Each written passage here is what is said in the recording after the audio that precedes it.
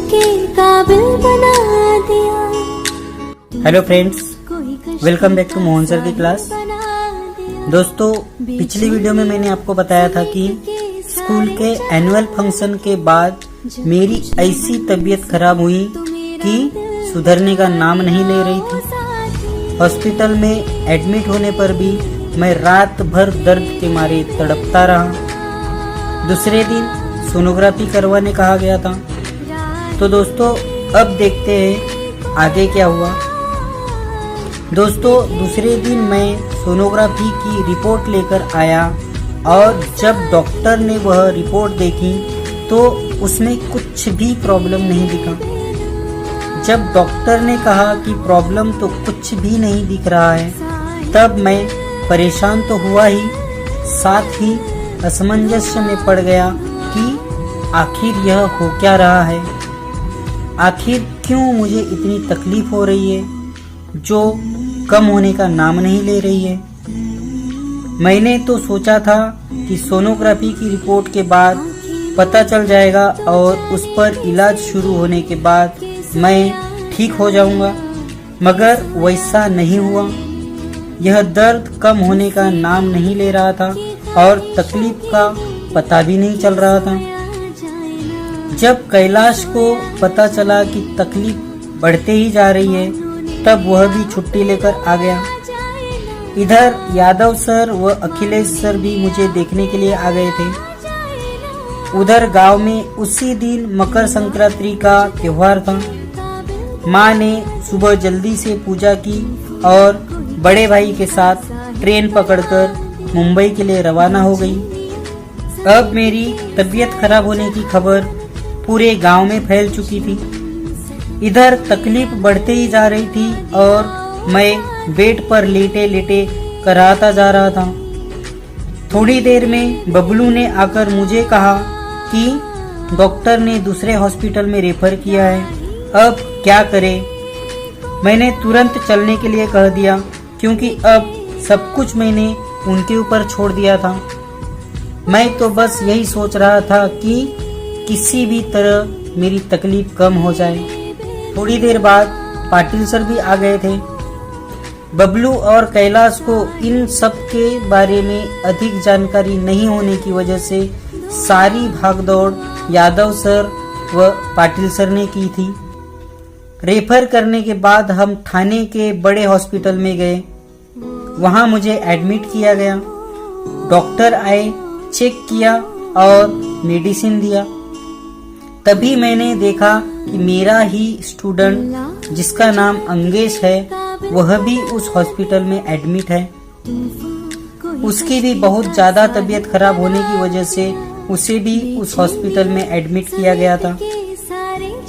वह उसी हॉस्पिटल से सुधर कर निकला, मगर मेरी हालत में अभी भी कोई सुधार नहीं दिख रहा था। लगभग एडमिट होने के 1 घंटे बाद मैं अचानक बेहोश हो गया। अब मेरे साथ वाले सभी लोग घबरा गए। बेहोश होने के बाद भी 1 घंटे तक मेरा इलाज चलता रहा, मगर तब भी कोई फायदा नहीं हुआ। आखिर में हारकर वहाँ के डॉक्टर ने भी मुझे रेफर कर दिया। मैं तो उस समय बेहोश था, मगर जब मुझे होश आया तब देखा कि सभी लोग परेशान हैं और मुझे मुंबई के KEM हॉस्पिटल में ले जाने की तैयारियां कर रहे हैं। थाने से KEM हॉस्पिटल यानी परेल स्टेशन दूर होने की वजह से एम्बुलेंस का इंतजाम किया गया था। अंगेश की हालत तो वहां पर ठीक हो चुकी थी, मगर मेरी हालत और खराब हो चुकी थी। मुझे याद है, जब मुझे स्ट्रेचर पर बिठाकर ले जाया जा रहा था, तब अंगेश और उनके मम्मी पापा ने मेरी तबीयत सुधरने की कामना भी की थी। वहां से निकलकर मुझे एम्बुलेंस में सुला दिया गया। बबलू और बाकी के लोग ट्रेन से आने वाले थे और मेरे साथ एम्बुलेंस में कैलाश और योगेश सर थे, जिन्होंने एम्बुलेंस का इंतजाम किया था। अब तकलीफ तो मुझे पहले से ही थी, मगर गाड़ियों में मुझे उल्टियां होने की वजह से और जी मचलने की वजह से मैं और भी घबरा गया था। थाने से परेल पहुंचते तक मैं इसी टेंशन में था कि कहीं उल्टी न हो जाए। हालांकि वह रास्ता आधे से पौन घंटे का ही था, मगर शाम का समय होने की वजह से, सभी के जॉब से घर जाने का समय होने की वजह से, ट्रैफिक जाम हो जाने की वजह से हमें पहुंचने में 1 घंटे से अधिक लग चुका था। वहां पहुंचते तक मैं घबराहट की वजह से कम 10 से 15 बार कैलाश को पूछ चुका था कि और कितना समय लगेगा। तब कैलाश भी सिर्फ सांत्वना देता कि बस अब हम पहुंचने वाले हैं। जैसे तैसे हम केईएम हॉस्पिटल पहुंचे। तुरंत मुझे उतारकर अंदर ले जाया गया। उसके बाद मुझे लिफ्ट से ऊपर ले जाया जा रहा था। बस उसके बाद क्या हुआ मुझे कुछ भी याद नहीं, क्योंकि वहां तक पहुंचते पहुंचते मैं फिर से बेहोश हो चुका था। बाद में जब मुझे होश आया तब देखा कि भैया सामने खड़े थे और मुझे देख रहे थे। एक पल के लिए तो मुझे मेरी आंखों पर विश्वास ही नहीं हुआ कि सचमुच भाई ही खड़े हैं। उन्हें देखकर मुझे आश्चर्य हुआ कि अभी तो मुझे एडमिट कराया गया है और इतने जल्दी भाई लोग कैसे आ गए। उनकी ट्रेन तो कल सुबह पहुंचने वाली थी, मगर मेरी बेहोशी की वजह से मुझे पता ही नहीं चला कि इन लोगों को आए 1 नहीं बल्कि 2 सुबह बीत चुकी थी। लगभग 2 दिनों तक मैं बेहोश था। होश में आने के बाद मैंने देखा कि मेरी नाक और मुंह में पाइप डाला गया है और उसी पाइप से मुझे ऑक्सीजन दिया जा रहा है, और बाद में पता चला कि मुझे वेंटिलेटर पर रखा गया है। दोस्तों, मैं एकदम से असमंजस में पड़ गया था कि इतना सारा चेंजेस अचानक से कैसे हो गया। मुझे होश में आते देख भाई ने मेरी तबीयत के बारे में पूछा और सांत्वना दी कि अब कुछ नहीं होगा क्योंकि हम आ गए हैं, हम तुझे कुछ भी नहीं होने देंगे। उसके बाद न जाने क्यों मुझे माँ से मिलने की बहुत इच्छा होने लगी। मैंने भाई से पूछा कि आई को लेकर नहीं आया।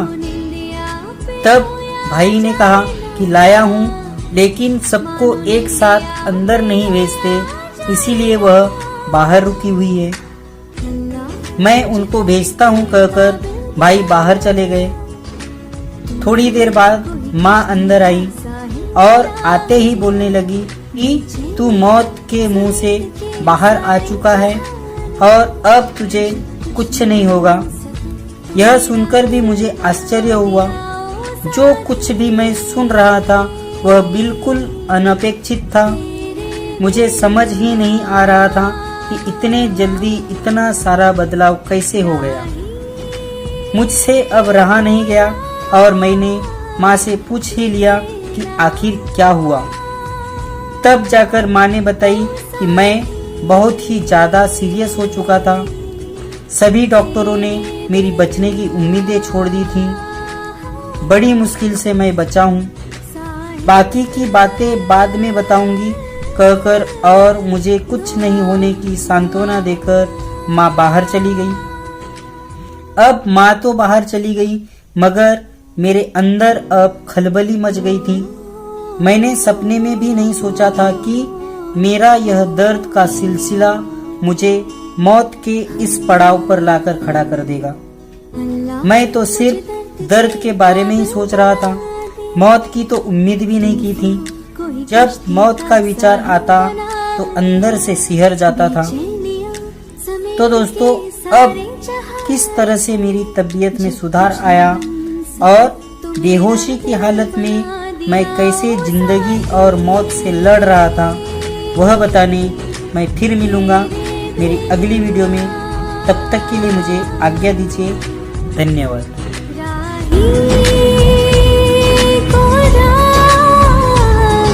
दिखे